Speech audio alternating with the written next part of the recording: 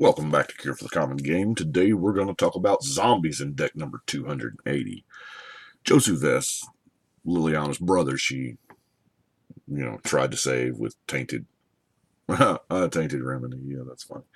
I thought really hard about going storyline with this, but I'm already doing a Liliana storyline deck, so it's so close to the same thing.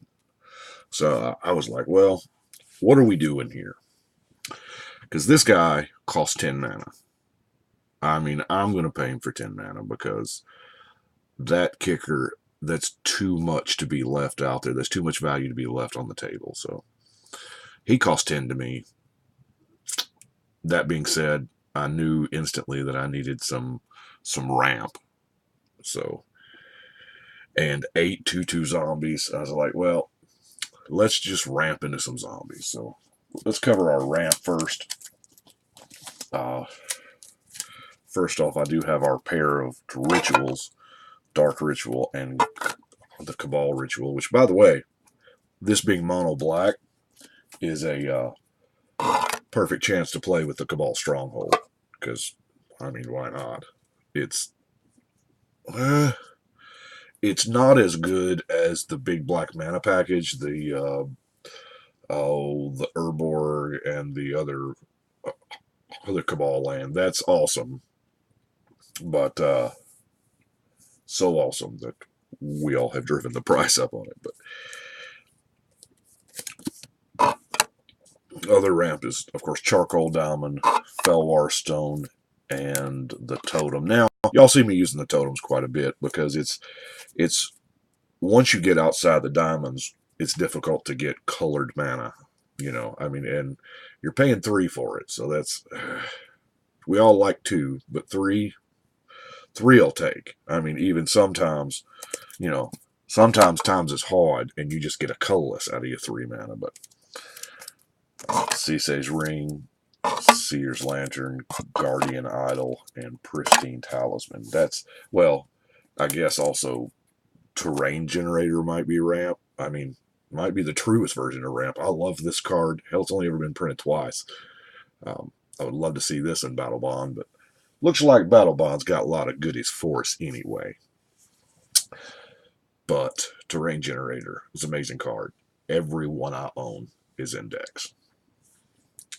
Now, let's look at some zombies, because it's hard not to go Zombie Tribe, and I know I've done that so many times before, but Josu kind of begs for zombies. Giving them +1, Menace is fine.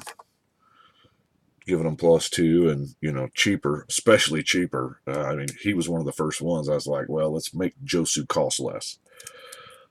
Cemetery Reaper, making them tokens. Death Baron, gives them Death Touch.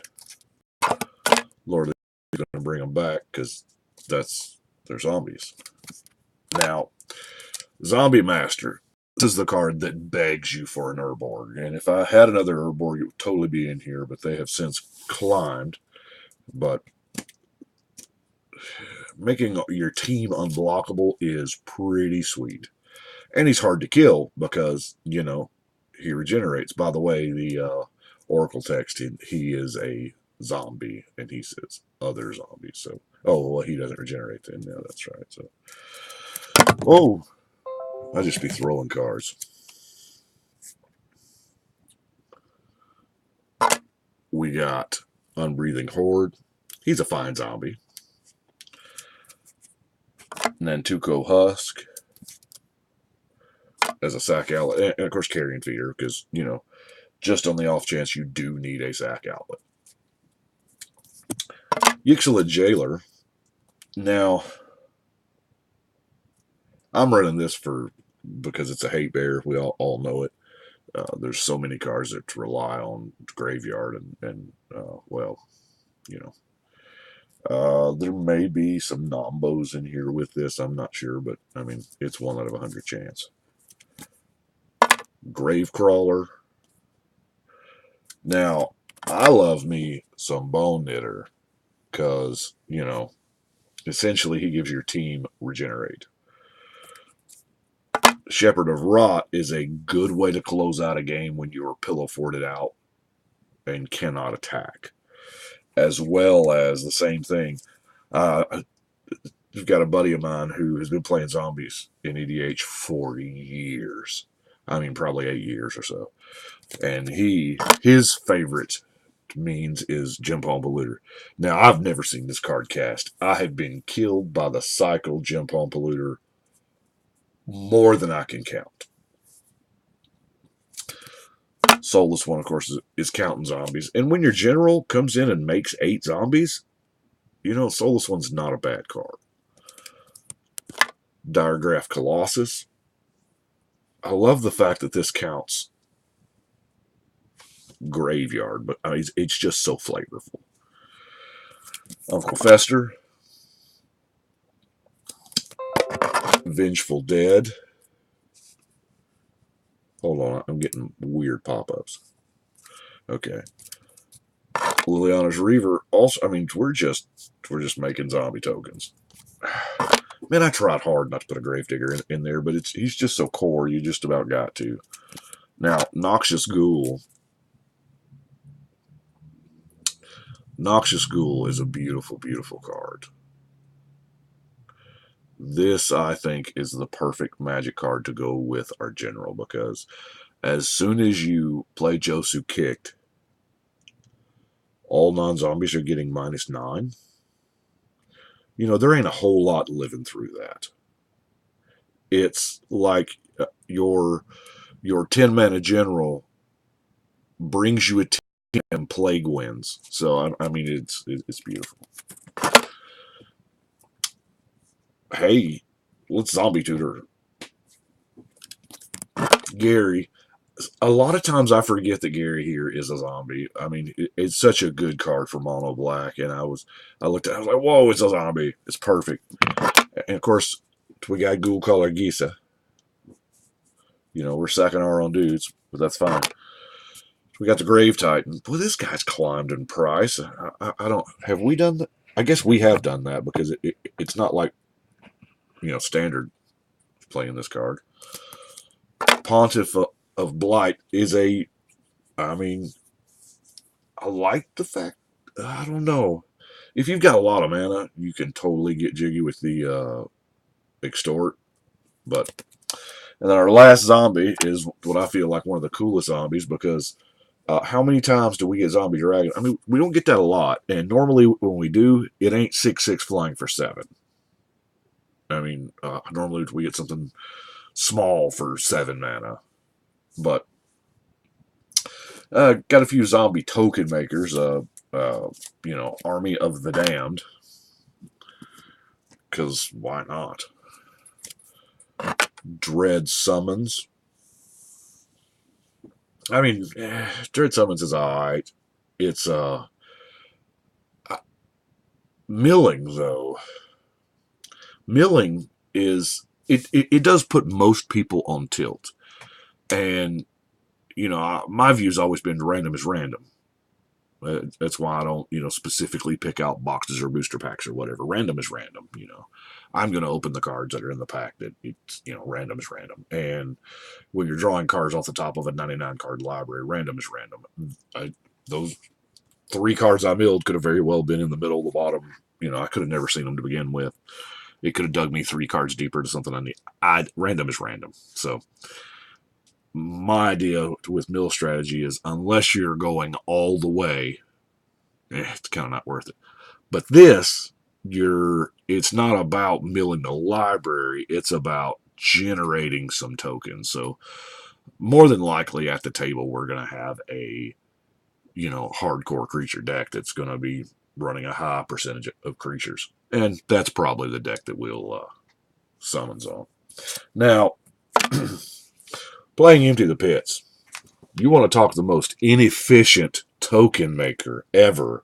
Yeah, it's got Delve, and I realize that they had to, cost it out the frame for Delve, but X twice, that's, ooh.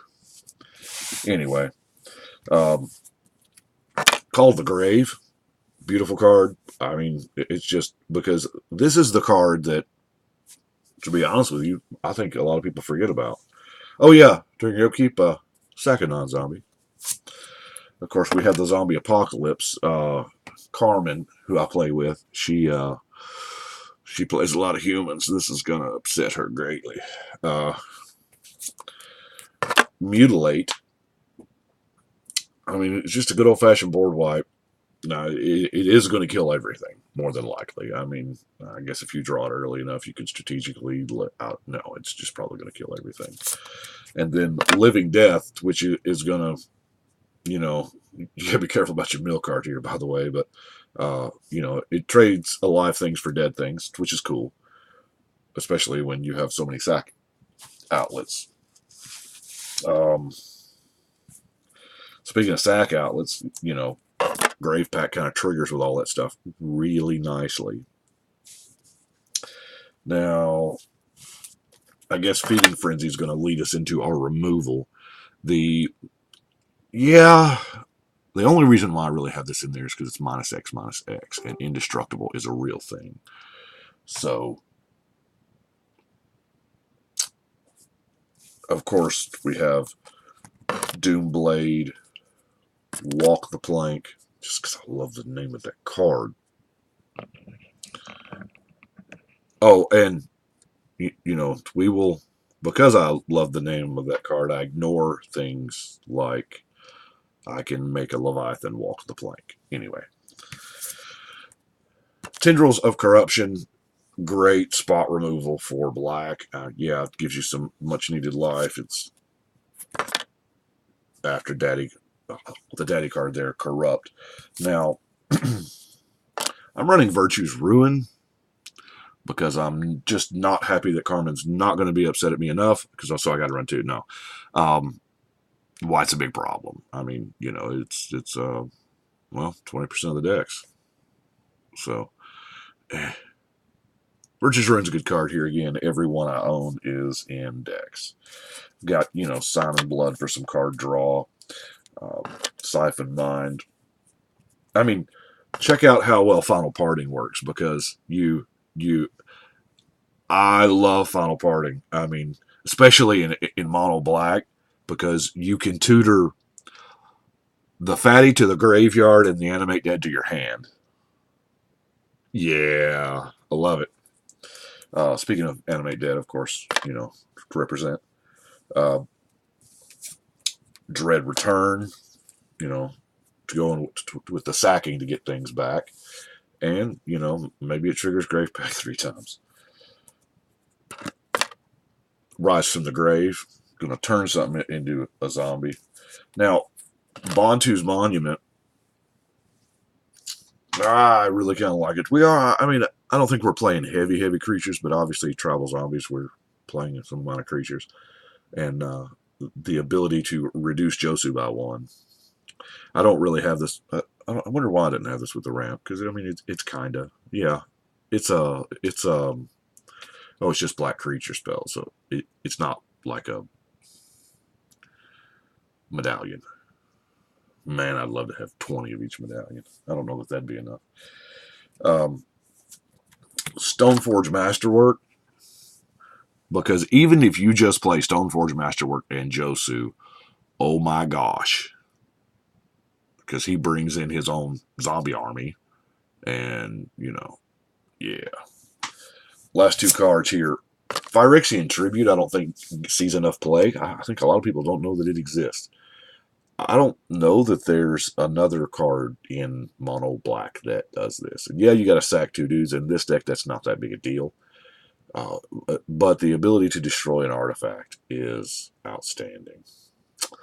And of course, lastly, is the most risky card in the whole deck. Let's play a Coat of Arms. Now, Coat of Arms is, as I said, very risky, because since our last round of tribal decks have seen a huge surge, we know that, because of the last year's commander decks were all tribal, and then we went to Ixalan, which was tribal based, and now we're in Dominero, which, you know, is knights, and I mean, so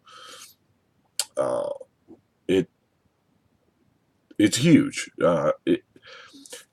you don't play, or here's my personal philosophy for Coat of Arms. We don't play Coat of Arms onto an empty board. Well, I mean, obviously. Um, other decks are the Elf deck, the Goblin deck. God forbid somebody has a Krenko. Just keep it in your hand. Uh, but you play Coat of Arms as a I win the game sorcery. That's what Coat of Arms is. It's, I've got all these zombie tokens. I know, you've done the math in your head. Okay, I can play Coat of Arms and win, or at least knock out a couple players. So that's what I use Coat of Arms for. Um, and I do believe that's it. I do appreciate y'all watching. Y'all let me know what you think. We're going to. I don't know that I'm halfway through Dominaria. I'm looking like there's probably 20 more. I don't know. So that may be because there's 44 total. Anyway, we'll talk to you next time. But right now, let's shuffle and cut.